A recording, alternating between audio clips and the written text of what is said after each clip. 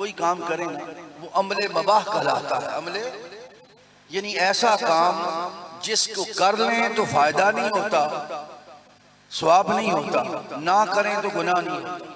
यानी काम ऐसा है करें तो सवाब नहीं, ना करें तो गुनाह नहीं, इसको कहते हैं अमले मबाह। अब उससे एक ऊंचा दर्जा है, ऊंचा वो क्या है? वो है मुस्तहब। क्या अमल है? अमले मुस्तहब। वो अमल ये है कि अगर वो नेकी का अच्छा काम है, अगर कर लें तो सवाब मिल जाता है, ना करें तो गुनाह नहीं होता। पहले अमल में ना सवाब था ना गुनाह था, इस दूसरे दर्जे में अच्छा काम है कर लें तो सवाब है, ना करें तो गुनाह नहीं। अब इससे तीसरा दर्जा है, तीसरा शरीयत में, उसको कहते हैं सुन्नते गैर मुअक्कदा। सुन्नते गैर मुअक्कदा ये वो फेल है, सुन्नते गैर मुअक्कदा, कि अगर कोई ये अमल मुस्तफ़ा है, नबी पाक का अमल है, लेकिन ऐसा अमल है नबी पाक का जो नबी पाक ने अदा फरमाया है, लेकिन कभी कभी छोड़ भी दिया है, कभी कभी तर्क भी फरमा दिया, हमेशा अदा नहीं फरमाया। ये सुनते गैर मुअक्कदा है। जैसे आप असर की पहली 4 सुनते हैं या इशा की पहली 4 सुनते पढ़ते हैं ना, ये सुनते गैर मुअक्कदा है। यानी माना ये है कि अगर इस अमल को करें शरीयत के अंदर तो उसका अजर सवाब बहुत ज्यादा है, क्योंकि सुन्नत मुस्तफा है। लेकिन अगर कभी छूट जाए, कभी तर्क हो जाए तो गुनाह नहीं होता, गुनाह नहीं होता, अजर बहुत ज्यादा हो जाता है करने का, लेकिन छूटने का गुनाह। लेकिन हाँ, आप उसको आदत नहीं बना सकते, आदत नहीं बना सकते कि मसलसल नहीं छोड़ सकते, छोड़ेंगे तो गिरफ्त होगी। कितने दर्जे हो गए? शामिल है मेरे साथ? मैंने पैसे नहीं लेने, आपको खिताब सुनाना है। कितने? 3 दर्जे। कितने? पहला अमले मबा, कर लें सवाब नहीं, छोड़ दें गुनाह नहीं। दूसरा मुस्तहब, करें तो सवाब है, ना करें तो गुनाह। तीसरा सुनते गैर मुअक्कदा, कर लें तो अजर बहुत ज्यादा हो जाएगा अमले मोहम्मद मुस्तफा, छोड़ दें तो गुनाह नहीं, लेकिन लगातार नहीं छोड़ सकते। अब चौथा दर्जा है सुनते मुअक्कदा। मुअक्कदा वो माना यह है कि यह भी अमल मोहम्मद मुस्तफा का है, हुजूर का अमल है, लेकिन ये वो अमल है जो नबी पाक ने पूरी जिंदगी नहीं छोड़ा, पूरी जिंदगी छोड़ा नहीं, लेकिन करने का हुक्म भी नहीं दिया। खुद नहीं छोड़ा कभी, खुद कभी तर्क नहीं किया, लेकिन उम्मतियों को इसको अदा करने का हुक्म भी नहीं दिया, खुद नहीं छोड़ा। जैसे फजर की पहली 2 सुनते हैं, अगर ये अमल है इसको छोड़ नहीं जा सकता, क्योंकि मुस्तफा ने कभी नहीं छोड़ा, हुजूर ने कभी नहीं छोड़ा। छोड़ेंगे तो गुनाह होगा, क्योंकि अमल मुस्तफा के अगरचे हुजूर ने हुक्म नहीं दिया, लेकिन खुद भी कभी तर्क नहीं किया। कितने हो गए जी? अब पंचतन के नाम का 5वां देने लगा, पंचतन के नाम का 5वां। अब ये शरीयत महमदी में, दीने महमदी में सबसे ऊंचा दर्जा है, इसके बाद कोई दर्जा अमल में नहीं है। सबसे ऊंचा दर्जा उसको कहते हैं फर्ज और वाजिब।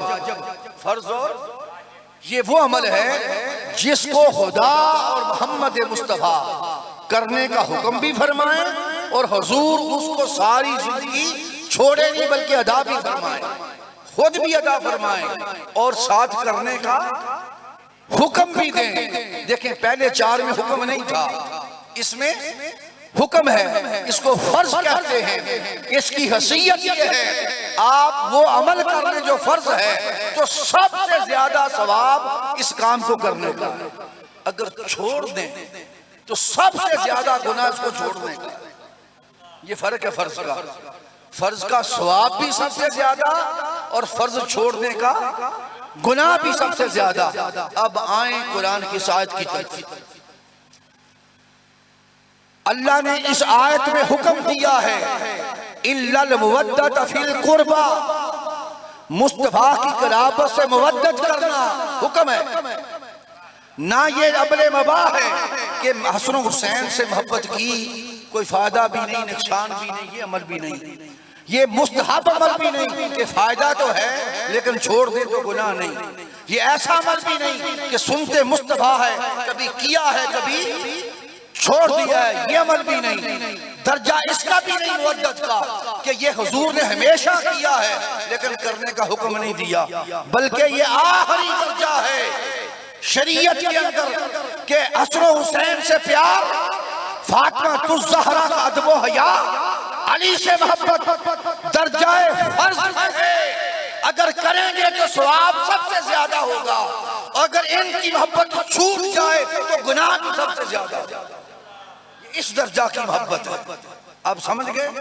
अब इसको अगली बात समझाता हूँ। इसलिए ये बात समझें कि अहले बैत का दर्जा, अहले बैत की निस्बत, अहले बैत की साथ तअल्लुक़ दूसरों से जुदा है, दूसरों से मुमताज है, अलग है, दूसरों जैसा नहीं है। इसको अल्लाह उसके रसूल ने अलग किया, दूसरों जैसा नहीं किया। दूसरों जैसी मोहब्बत नहीं, ऐसी मोहब्बत इन जैसी और किसी के साथ ना हो, इन जैसी और किसी के साथ ना हो। अब इसकी मैं मिसाल समझाता हूँ। सबसे एक और मिसाल समझा देता हूँ। अब दुरूद पाक पढ़े, अल्लाहुम्मा सल्ली अला मुहम्मदिन वाला आले मुहम्मदिन वाला आलिही व सहबिही व बारिक। पढ़ लिया सबने? पढ़ा ये छोड़ा किसी ने? पढ़े जरा, सब पढ़े।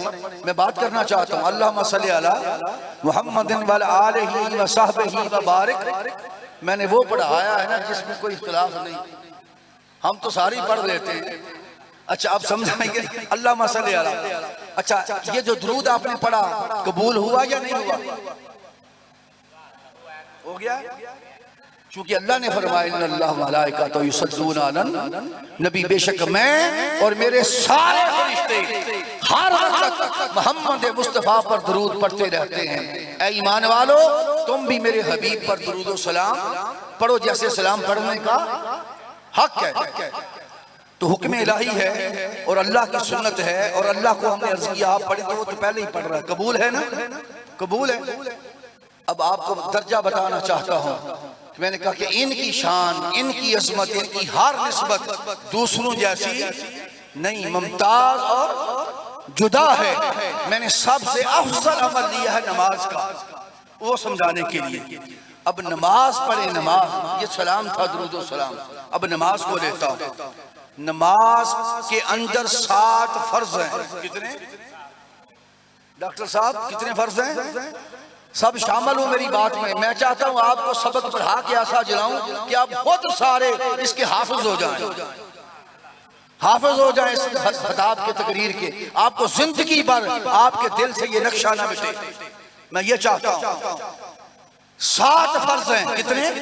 पहले तकबीर तहरीमा, कोई रफा यदैन करे ना करे, हाथ छोड़ के पड़े, बांध के पड़े, ये बात नहीं कर रहा। पहला फर्ज तकबीर तहरीमा, हाथ उठाएं, ये फर्ज है नमाज के अंदर। दूसरा फर्ज है क़ियाम, खड़ा होना। तीसरा फर्ज है उसके अंदर क़राअत, कुरान पढ़ना। चौथा फर्ज है रुकू करना। पांचवा फर्ज है सजदा करना। छठा फर्ज है अत्तहियात तशहहुद पे बैठना। और 7वां फर्ज है फरूज बसरा, अस्सलामु अलैकुम व रहमतुल्लाह, अस्सलामु अलैकुम। ये 7 फर्ज हैं। इनमें एक भी छूट जाए तो नमाज, याद रख लें, नमाज ये फर्ज है नमाज के, नमाज नहीं होती, मसला शरीयत का मसला। इसमें से एक भी छूट जाए तो नमाज आपको दोबारा पढ़ना पड़ती है। नमाज सजदा साहब से मुकम्मल नहीं होती। समझ गए? 7 फराइज। अब आए खुदा की इज्जत की कसम, एक मसला आपसे पूछना चाहता हूं। अगर कोई तकबीर तहरीमा भी सही करे, मुंह भी किबला रुख हो, क़याम भी पूरा करे, क़राअत भी सही करे, रुकू भी करे, उसके अंदर तस्बीह भी पढ़े, सजदे भी सही करे, उसके अंदर तस्बीहात भी मुकम्मल करे, अत्तहियात में भी बैठ जाए, अस्सलामु अलैकुम भी पूरा कर दे, अगर सिर्फ मोहम्मद मुस्तफ़ा पर और आले मोहम्मद पर दुरूद छोड़ दे, बाकी 7 के 7 पूरे करे, नमाज हो जाएगी। किसी मौलवी का फतवा नहीं है। मोहम्मद मुस्तफ़ा ने फरमाया जो नमाज मुकम्मल पढ़े हर फर्ज के साथ और मुझ मोहम्मद पर और मेरी आल पर अगर दुरूद छोड़ दे तो मुस्तफा ने फरमाया उसकी कोई नमाज नहीं। इसलिए अकीदा सहाबा था। अब्दुल्लाह इब्न मसूद फरमाते हैं, हजरत अब्दुल्लाह इब्न अब्बास फरमाते हैं कि अगर नमाज मुकम्मल पढ़ूं और उसमें मुस्तफा पर और आले मोहम्मद पर दुरूद ना पढ़ूं तो मैं समझता हूं हमारी नमाज मुकम्मल नहीं हुई। इसलिए कि नमाज मुकम्मल उस वक्त होती है जब दुरूदो सलाम पढ़ा जाता है। अरे दोस्तों, अभी आपसे पहले दुरूद पढ़ाया था, ना मुंह काबा की तरफ था, ना आपने क़याम किया था, कोई इधर को बैठा हुआ था, कोई उधर को बैठा हुआ था, मुस्तफा पर और आले मोहम्मद पर दुरूद पढ़ाया था। बगैर नमाज के कबूल हो गया, बगैर नमाज के कबूल हो गया। सबसे अफजल अमल नमाज का है। सारे फराइज के साथ नमाज पढ़ लें, सजदे पूरे, अल्लाह की बारगाह में क़याम पूरा, रकू पूरे, सब कुछ पूरा, सिर्फ मुस्तफा पर और आले मोहम्मद पर दुरूद रह गया। अल्लाह ने फरमाया जा ले जा अपनी नमाज।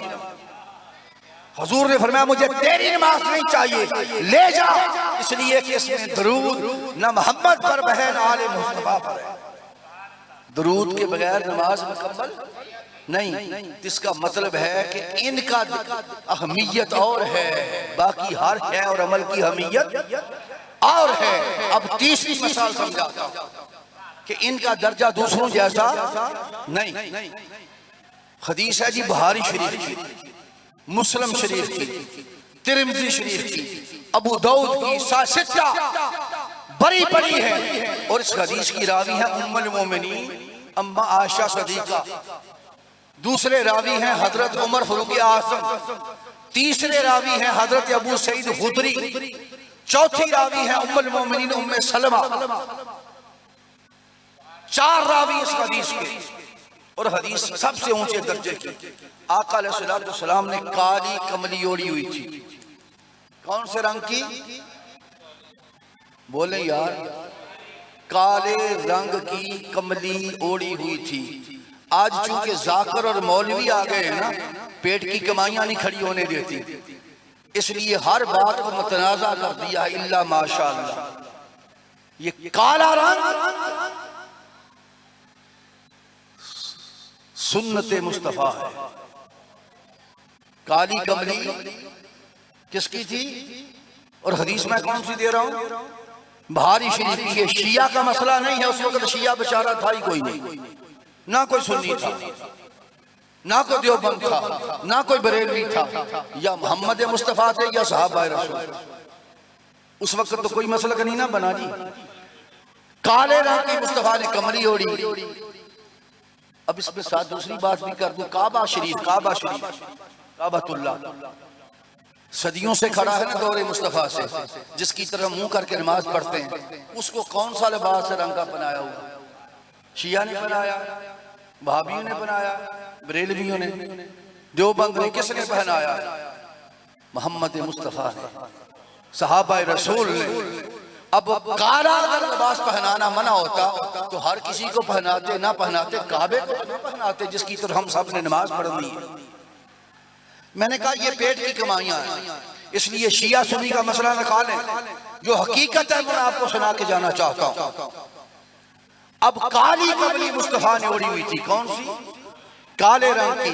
हजरत अली को बुलाया, कमली में दाखिल किया। सईदा फातिमा ज़हरा को बुलाया, कमली में दाखिल किया। मामे हसन और हुसैन को बुलाया, कमली में दाखिल किया। चार ये, पांचवें मुस्तफा। पांच हो गए। फिर हुजूर ने गांठ लगाई चादर के ऊपर, पंजाबी जी कहते हैं गंढ मारी। क्या लगाई? गांठ। अब एक सवाल पूछना चाहता हूं, आप में से मेरी उम्र के लोग भी हैं, मुझसे छोटे भी हैं, बड़े भी। ईमानदारी से बताना, आपके घर में जो बुजुर्ग हैं उनके दामाद भी होंगे, जो जवान हैं उनके बहनोई भी आते होंगे। आपने कभी घर में ये अमल किया है या कभी देखा है? पूरी जिंदगी में बता दें ईमानदारी के साथ कि चादर में अपना बहनोई या दामाद आए उसको चादर में दाखिल करें, खुद भी दाखिल हो जाएं, अपनी बेटी को दाखिल करें, अपने पोतरों दोतरों को दाखिल करें और गांठ लगा दें। कभी किया जिंदगी में अमल? कभी किया? अगर किसी ने किया तो बता दे, खुल के बताए। किसी को करते देखा? नहीं ना देखा। ये अमल सिर्फ मुस्तफा ने किया, किसी वली ने नहीं किया, किसी सहाबी से भी कोई रिवाज साबित नहीं, किसी सहाबी ने भी अमल किया ये अमल, बल्कि किसी और नबी से भी साबित नहीं कि किसी और नबी ने दूसरों के लिए किया। ये कायनात में ना किसी नबी का अमल, ना किसी सहाबी का अमल, ना किसी वली का अमल, ना किसी उम्मती का अमल, ये अमल सिर्फ मोहम्मद मुस्तफा का है। और इसमें आने वाले ना कोई सहाबी है, ना कोई वली है, ना कोई गौस है, ना कोई कुतुब है, सिर्फ ये चार हैं, अली हैं, फातिमा है, हसन है, हुसैन है और पांचवें मोहम्मद मुस्तफा है। और हुजूर ने जो अमल किया है मर्जी से कर दिया। वैसे ही अगर वैसे आम होता, ये अमल आम होता तो हर कोई करता फिरता, हर कोई करता फिरता। ये अमल आम नहीं है, अमल खास है और खासों के लिए है और अमल भी खास है। और नबी पाक ने मर्जी से नहीं किया। वमा यंतिकु अनिल हवा इन हुवा इल्ला वह्यु यूहा। अल्लाह फरमाता है कि मेरा नबी अपनी हाथ से सोचता ही नहीं, बोलता भी वो है, सोचता भी वो है जो मैं उसको वही करता हूं। ये समझ गए?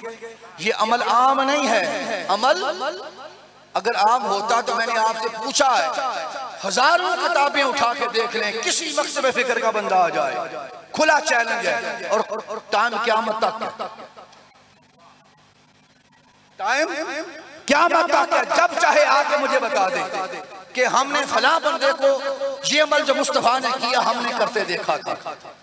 नहीं ना किया, इसका मतलब है ये किसी के लिए है ही नहीं, ये सिर्फ इन पंचतन के लिए। इसलिए मैंने कहा अब ये इनका मामला और है, दाहल कर दिया, गांठ लगा दी। और फिर कुरान की आयत पढ़ी, इन्नमा युरीदुल्लाह लियुज़हिब अन्कुम अर्रिज्स व अहलल बैत युतहिरकुम ततहीरा। जब ये पढ़ रहे थे हुजूर और चादर में दाहल कर रहे थे, उम्मुल मोमिनीन उम्मे सलमा उम्मुल मोमिनीन, आपने कहा हुजूर मैं भी चादर में आ जाऊं? आपने अर्ज किया हुजूर मैं भी चादर में आ जाऊं? मुस्तफा ने फरमाया नहीं, आप वहीं रहें, खैर पर हैं, अच्छाई पर हैं। लेकिन ये मसला चूंकि और था, यहाँ सिर्फ 5 रहेंगे, सिर्फ 5 रहेंगे, 5 टन, 5 अच्छा 5 टन का बोलता हूँ ना लफ्ज, तो मैं दोहरा नहीं देता हूँ, लोग समझे शायद ये शिया ने कम कीदा है 5 टन। ये शिया बेचारे और सुन्नी बरेलवी देवबंदी, मैं बात उस वक्त की सुनाऊंगा आपको, एक एक बात जिसमें किसी मकतबे फिक्र का कोई मसला, कोई शिया सुन्नी वहाबी देवबंदी का मसला, ताकि सब मान लें, ताकि सब मान लें। मसलकों के इख्तिलाफ से बालातर होकर लोगों को इल्मी पुख्तगी नहीं, पढ़ा नहीं कुछ भी। हमारा मसला ये है, पा ना पढ़ी पज सीटी बड़ी, पढ़ा नहीं कुछ, सीखा नहीं, ना कुरान ना हदीस का वसी मतालिया होता, सुनी सुनाई बातें सुनाते हैं, सुनी सुनाई, आंखों से पढ़ा नहीं होता, जाना नहीं होता। इसलिए आपको वो बात सुना रहा हूं जो हक है अल्हम्दुलिल्लाह, जिसको कोई चैलेंज नहीं कर सकता।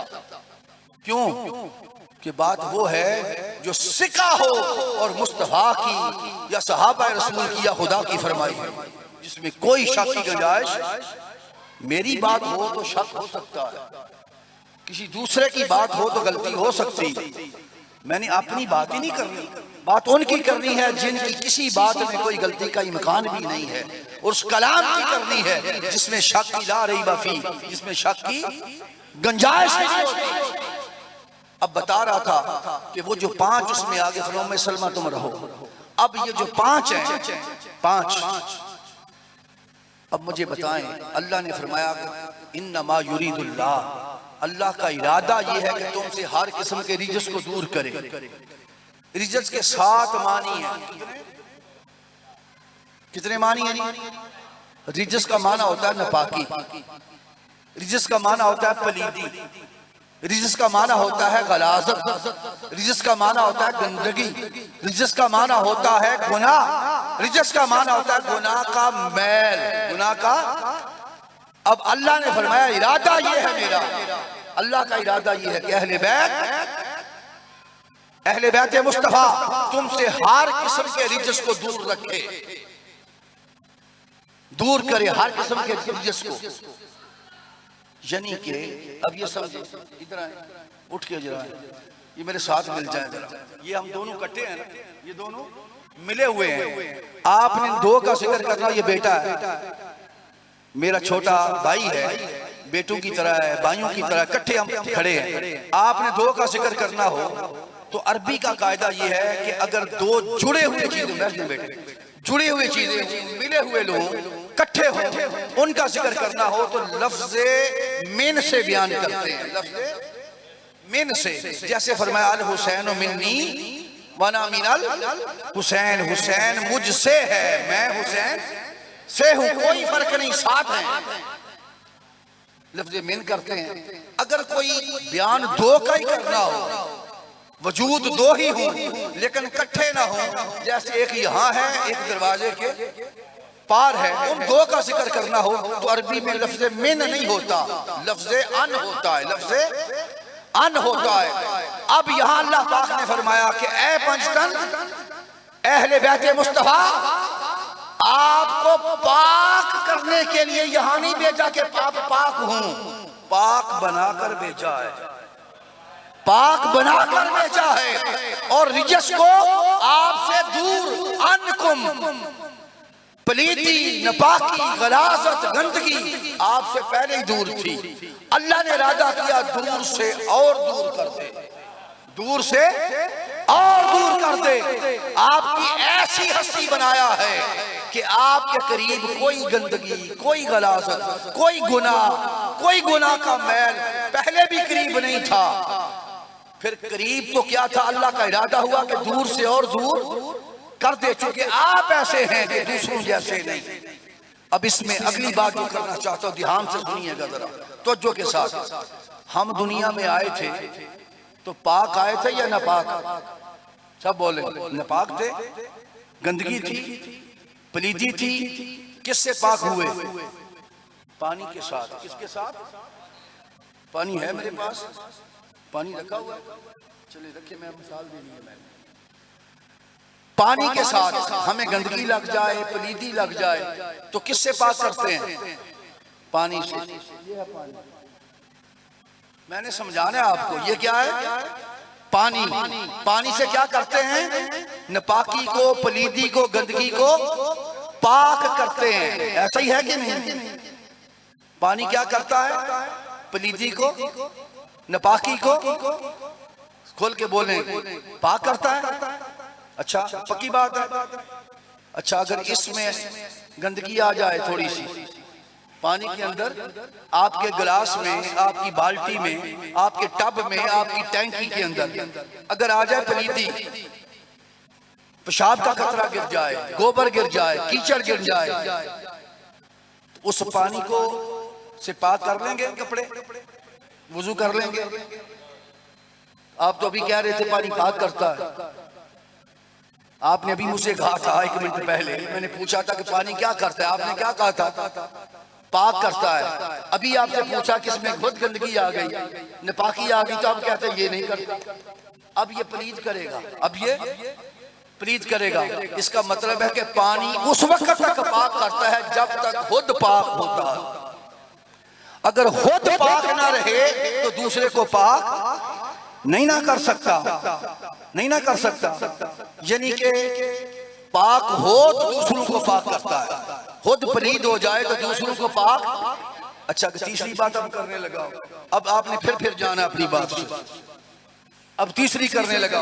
अब ये पानी आपके गिलास का, आपके टब का, आपकी बाल्टी का, आपकी टैंकी का, अगर पानी दरिया में चला जाए, पानी समंदर में चला जाए, अब दरिया बह रहा है, समंदर बह रहे हैं, अब उसमें आप गंदगी डालते रहे, आप नहाते धोते रहे, दरिया पलीद हो जाएगा।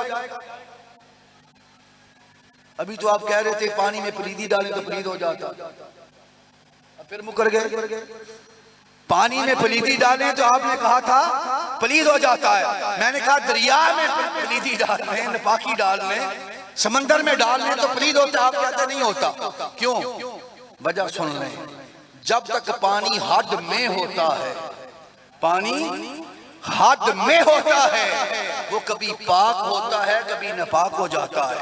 जब हद से बढ़ जाए और पानी दरिया और समंदर की तरह वसी हो जाए, तब उसको कोई नापाकी नापाक नहीं कर सकती, वो हर एक को पाक करने के काबिल हो जाता है।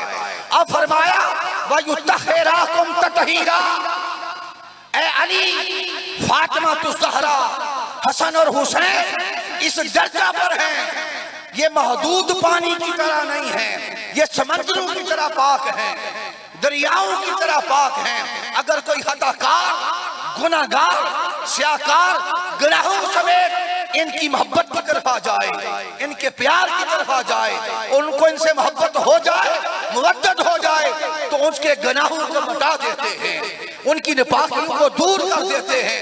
ऐसे पाक हैं कि उस गुनाहगार की पलीदियों को भी दूर कर देते हैं, खुद नापाक नहीं होते। आपको समझ आया?